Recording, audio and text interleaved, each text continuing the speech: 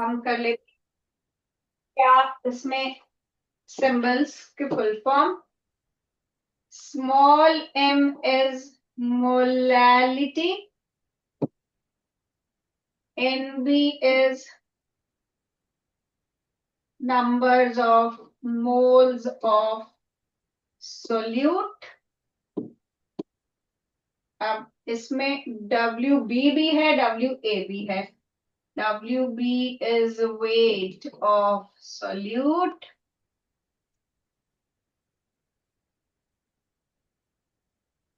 and WA is weight of solvent.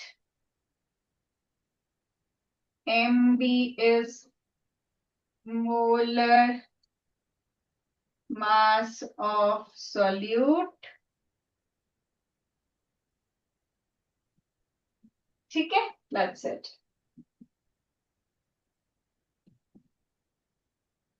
This is molality।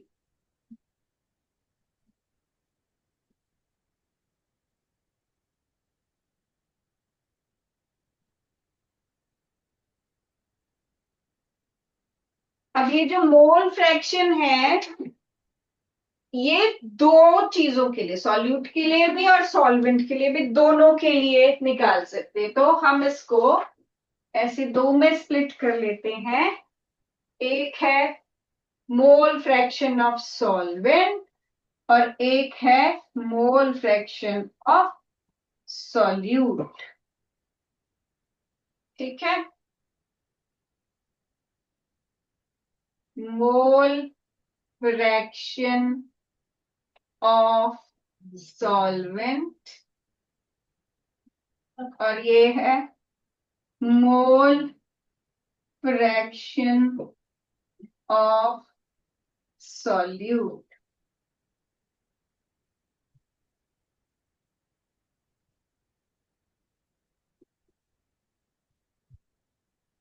अब mole fraction में भी जिसकी मोल फ्रैक्शन पूछी है ना, ऊपर उसका नंबर ऑफ मोल्स, नीचे टोटल नंबर ऑफ मोल्स। तो मोल फ्रैक्शन ऑफ सॉल्वेंट के लिए ये number of moles of solvent, नीचे total, total number, no total में कौन, सॉल्यूट प्लस सॉल्वेंट दोनों आ जाएगा। ठीक है, and mole fraction of solute में ऊपर number of moles of solute और नीचे टोटल नंबर ऑफ मोल्स। यही तीन फॉर्मूलाज आपको आपके मोल कॉन्सेप्ट के लास्ट पेज पे, लास्ट 2 पेजेस यही। और आपको सबसे इंपॉर्टेंट पार्ट मोल कॉन्सेप्ट से फर्स्ट चैप्टर का first half is all concepts है छोटे छोटे, जो कि आपको पता होने चाहिए कि अच्छा लीटर से मिलीलीटर एंड ऑल ये सब कैसे करते हैं। सिग्निफिकेंट फिगर्स का मेन पर्पस ये होता है कि आप जब भी न्यूमेरिकल सॉल्व करो, आपका जो आंसर है वो डेसिमल के बाद 2 प्लेसेस तक आप एक्सप्रेस करो। ठीक है, और राउंड ऑफ करो। ठीक है, और ऐसा यूनिट्स आपको गिवन है वो आप यूज करो। ठीक है, तो ये उस जो फर्स्ट हाफ है मोल कॉन्सेप्ट का, उसका सिर्फ यही पर्पस है। आप जब भी मोल कॉन्सेप्ट करो उसको स्टार्ट करो इससे, मोल कॉन्सेप्ट वाले से, मतलब सम बेसिक कॉन्सेप्ट चैप्टर करो तो मोल कॉन्सेप्ट से करो। अच्छा मुझे ये बताओ, मोल कॉन्सेप्ट में यूनिटरी लगाने में प्रॉब्लम कितना को आती है? क्योंकि एक्चुअली मोल कॉन्सेप्ट फॉर्मूला से नहीं वो होता है, होने को तो क्या वो रट के आप पुट कर सकते हो, पर मोल कॉन्सेप्ट के जो क्वेश्चंस हैं उसमें कोई फॉर्मूला नहीं, उसमें आपकी समझ और एक यूनिटरी मेथड। यूनिटरी मेथड यही कि अच्छा 10 चॉकलेट की कीमत अगर 100 रुपए है तो एक चॉकलेट की कीमत कितनी होगी, लाइक दैट।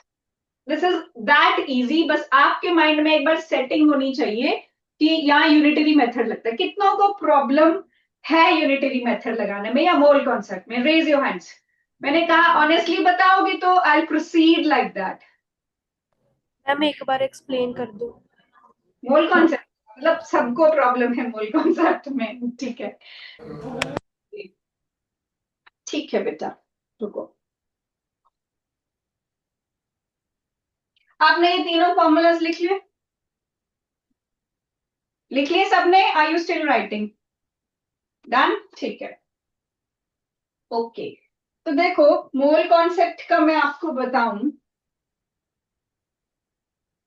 पहली बात, जैसे हम कोई चीज खरीदते हैं, ठीक है, क्या चीज खरीदते हैं हम? अगर मान लो आटा खरीदते हैं, या हम मान लो वाटर बॉटल खरीदते हैं, या हम मान लो बनाना खरीदते हैं, ठीक है। तो जब हम आटा खरीदते हैं, हम केजी के हिसाब से, 5 kg का पैक या 10 kg का पैक। अगर हम बॉटल लेते हैं तो 1 लीटर वाली बॉटल होगी, या दूध लेते हैं तो 1 लीटर 2 लीटर, है ना। और बनाना लेते हैं तो डजन के हिसाब से, 1 डजन मीन्स 12 बनानास। अब ये क्या है? ये सारी मैक्रोस्कोपिक चीजें हैं, जिनको उनके स्टेट के अकॉर्डिंग हम मास के फॉर्म में, वॉल्यूम के फॉर्म में, या नंबर के फॉर्म में ले रहे हैं, ठीक है।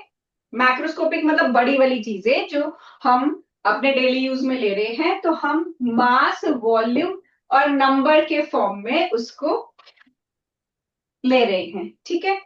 लेकिन जो मोल कॉन्सेप्ट है, वो आपको माइक्रोस्कोपिक चीजों का बताता है, इन्हीं तरीके से कि आप जो एटम्स, मॉलिक्यूल्स, इतनी छोटी छोटी चीजें जो दिखती भी नहीं है, उनको भी मास के टर्म्स में, वॉल्यूम के टर्म्स में और नंबर के टर्म्स में एक्सप्रेस कर सकते हो, ठीक है। सपोज करो आपके पास सोडियम है। मैं बात करती हूं कि मेरे पास 1 मोल सोडियम है, ठीक है। एक जो सोडियम एटम जिसको हम बोलते हैं कि एक सोडियम का, वो एक्चुअली जो भी हमने इक्वेशंस भी की होती है ना, ऐसे करते हैं Na+O2 गिव्स Na2O, ठीक है, ऐसे करके जो भी हम यूज करते हैं। यहाँ पर Na के आगे क्या है? 1 है, कोफिशिएंट इसका 1 है। तो इसका क्या मतलब होता है? इसका मतलब है 1 मोल। पर हम तो बोलते हैं एक सोडियम, है ना। हम ऐसे बोलते हैं कि एक सोडियम है और एक O2 है, उससे एक Na2, ये 1 मोल होता है, जिसको हम जनरली ऐसे वर्ड यूज नहीं करते, पर इसका एक्चुअल मतलब 1 मोल है। तो 1 मोल सोडियम का जो मास है, वो उसके एटॉमिक मास के इक्वल होता है, और वो एटॉमिक मास है 23। वो फिक्स्ड है, जो मैंने आपको बोला कैपिटल एम, जो हमने लिखा कैपिटल एम, वो है ये वाला मास, कैपिटल एम फिक्स्ड है। 1 मोल किसी भी एटम का मास फिक्स्ड होता है। हाइड्रोजन का 1 है, हीलियम का 4 है, ऑक्सीजन का 16 है, कार्बन का 12 है, नाइट्रोजन का 14 है। ये याद करना होता है। मैंने कहा मैं लिस्ट बनवा दूंगी, ठीक है। बहुत ज्यादा नहीं है, 10-12 है जो आपको याद रखने हैं, बाकी तो दिए हुए होते हैं। वॉल्यूम, अब किसी भी चीज की टोटल 118 एलिमेंट्स आप जो भी बात करते हो, सबके 1 मोल की जो वॉल्यूम है वो फिक्स्ड है, that is 22.4 litres, fixed volume. और नंबर, नंबर भी फिक्स्ड है। हर एक एलिमेंट के, एक कोई भी एलिमेंट हो, कुछ भी हो, अगर पर एलिमेंट के फॉर्म में है तो दिस इज एवोगेड्रो नंबर। अगर ये खुद अकेला एक एटम है, एक है ना single atom, 1 mole of an atom, तो इसमें इतने ही एटम्स होंगे, ठीक है। लेकिन ये एटम वर्ड इसीलिए मैंने हाईलाइट किया, अगर यही सेम चीज आप हाइड्रोजन के लिए करते हो, हाइड्रोजन एग्जिस्ट ही H2 के फॉर्म में करता है, इंडिपेंडेंट एग्जिस्टेंस हाइड्रोजन की नहीं है, ठीक है। तो 1 मोल अब इसमें तो दो इकट्ठे हो गए। अब एक का जो एटॉमिक मास है एक हाइड्रोजन का वो 1 है, मगर इसमें दो हाइड्रोजन है तो ये 2 हो जाएगा। ठीक है। और दूसरी बात, अब इसको एटॉमिक, एटॉमिक तो एक एटम का हो गया ना, अब इसको हम मोलर मास बोल देते हैं या मॉलिक्यूलर मास। मॉलिक्यूल है ना वो, ये था एटम, ये क्या है, मॉलिक्यूल है। तो ये मोलर मास हो गया इसका या मॉलिक्यूलर मास हो गया इसका। एक मोल मॉलिक्यूल का मॉलिक्यूलर मास हो गया ये इसका, कितना हुआ, 2 ग्राम्स। ग्राम्स में एक्सप्रेस कर देते हैं क्योंकि हम जो अपने क्वेश्चन में यूज करते हैं ग्राम्स के फॉर्म में यूज करते हैं।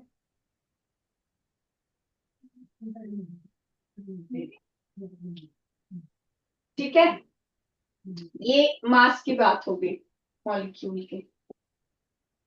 लेकिन क्या है कि वॉल्यूम तो ये, मोल तो एक ही रहा, यही नंबर चेंज हुआ था जिसका असर मास पे पड़ा। पर इसकी वॉल्यूम, एक मोल की वॉल्यूम फिक्स्ड है 22.4 लीटर, चाहे फिर वो एटम की बात हो रही है चाहे मॉलिक्यूल की, वो फिक्स्ड रहती है। और नंबर में अब क्योंकि ये मॉलिक्यूल है तो हम नंबर तो सेम ही रखते हैं, मगर इसको मॉलिक्यूल्स बोलते हैं, एवोगैड्रो नंबर ऑफ मॉलिक्यूल्स। क्या मतलब हुआ कि जैसे हमने बोला था कि जी 1 डजन बनानाज हैं, 1 2 3 4 5 6 7 8 9 10 11 12, ये 1 डजन था। ठीक है। सपोज करो ये बनाना, कभी देखा आपने, दो दो टमाटर, दो दो बनाना ऐसे फ्यूज्ड भी होते हैं, जुड़े हुए होते हैं। ठीक है। तो जब डजन की बात हुई है कि मैंने 1 डजन बनाना लेने हैं तो मैंने काउंटिंग में तो 12 ही लेने हैं। फिर आप मुझे ये नहीं बोल सकते कि मैम देखो ये तो दो एक ही में जुड़े, मैं बोलते नहीं, मेरे लिए 1 डजन मीन्स 12। तो चाहे तुम अकेला एक एक बनाना दे दो, अगर जुड़ा हुआ है मुझे फर्क नहीं पड़ता, नंबर तो मैंने 12 ही लेना है। ठीक है। बस जब वो जुड़ा नहीं है उसको आप एटम बोल देते हो, और अगर वो जुड़ गया तो उसको आप मॉलिक्यूल बोल देते हो। पर नंबर तो सेम है ना, नंबर तो सेम ही रहेगा। तो नंबर सेम रहेगा, लेकिन क्योंकि ये खुद मॉलिक्यूल है तो उतने ही मॉलिक्यूल्स आपको मिलेंगे। बट सपोज आप मान ही नहीं रहे, नहीं नहीं मैम मेरे को तो एटम में ही चाहिए, तो मुझे क्या करना पड़ेगा, मुझे इन सबको तोड़ के अलग अलग करना पड़ेगा कि ठीक है चलो नंबर तो मैं आपको 12 भी दूंगी पर उसको मॉलिक्यूल बोल लेंगे। अगर फिर भी आपको एटम चाहिए तो मैं सबको तोड़ के अलग कर देती हूँ। अब ये सेपरेट हो गए, जुड़े हुए थे ना पहले, अब ये सेपरेट हो गए। 1 2 3 4 5 6 7 8 9 10 11 12, अब मैंने अलग अलग कर दिए। फर्क क्या पड़ा, चीज तो उतनी ही रही, लेकिन अब ये एटम्स बन गए क्योंकि वो सेपरेट थे। और पहले वो 12 थे, अब वो 24 हो गए, डबल हो गए नंबर में। तो मतलब अगर इन्हीं हाइड्रोजन मॉलिक्यूल्स को मुझे नंबर ऑफ एटम्स के फॉर्म में एक्सप्रेस करना है तो जो भी एटॉमिसिटी है ना यहाँ पर, जितने भी वो आपस में जुड़े होंगे उस नंबर से मल्टीप्लाई कर देना है।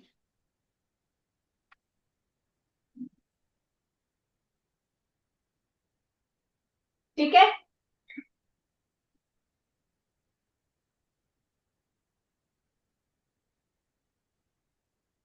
समझ आई ये बात कि कब मॉलिक्यूल वर्ड यूज करते हैं, कब उसको एटम्स में चेंज करना है, तो जो भी उसकी मॉलिक्यूलैरिटी है हम उससे मल्टीप्लाई कर देते हैं। जैसे अगर मुझे बोल दिया कि मेरे पास 1 मोल सल्फ्यूरिक एसिड है और मुझे इसको मास, वॉल्यूम और नंबर में एक्सप्रेस करना है, तो what I would do, I would write the atomic mass. Hydrogen का है 1, 2 into 1, सल्फर का है 32, ऑक्सीजन का है 16। ये टोटल मास हो गया इसका। 1 मोल है तो वॉल्यूम में कोई फर्क नहीं होगा। नंबर, अगर मॉलिक्यूल्स के फॉर्म में एक्सप्रेस कर रहे हो तो इतने मॉलिक्यूल्स, मगर अगर एटम्स के फॉर्म में एक्सप्रेस करना है तो टोटल 2 + 1 + 4, 7 एटम्स हैं इसमें। तो ये into 7 करना पड़ेगा और उतने आपके पास एटम्स होंगे।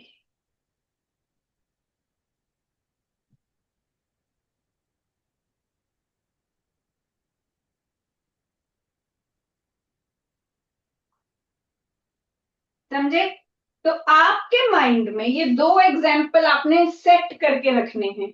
मैं अगली बार क्वेश्चन कराऊंगी इस पेज पे और इस पेज पे, पर ये पेज आपको याद होने चाहिए, ठीक है? यहाँ पर ये भी इसमें वो कर लेना, सबके सिंबल्स तो मैंने लिख दिए हैं। This is mole fraction of solvent and this is mole fraction of solute, ठीक है? ये 2 पेजेस मुझे पूरे याद चाहिए सिंबल्स के साथ। आपको मोल कॉन्सेप्ट भी पूरा यूनिटरी, मैंने कहा आप जितने नंबर ऑफ क्वेश्चन ज्यादा करोगे उतना इजी होगा, ठीक है? तो अगर आप याद करके आओगे फटाफट मैं पुट करवाऊंगी और फिर सॉल्व करने के बाद में पहले पुट करेंगे, आप बस पुट करने की स्पीड बनाओगे अपनी, ठीक है? चलो फिर याद करना। See you next time. Thank you, have a nice day.